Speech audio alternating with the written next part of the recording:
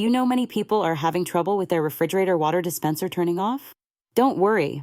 In this video, we'll show you how you do this. Let's start. Step 1. Install filter. Ensure the new water filter is fully seated by aligning and pushing it until the front is outward. Step 2. Flush system.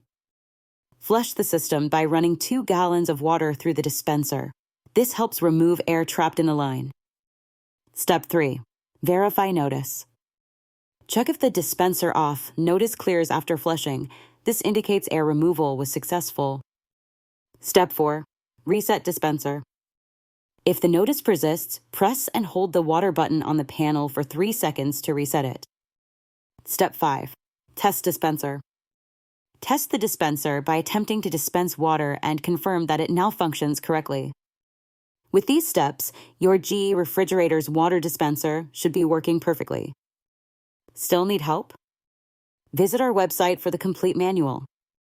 There you will also find questions and answers from other GE users. Did you find this video helpful? By subscribing, you help us continue to answer users' questions. So, subscribe to our channel. Thanks for watching, and see you in the next video.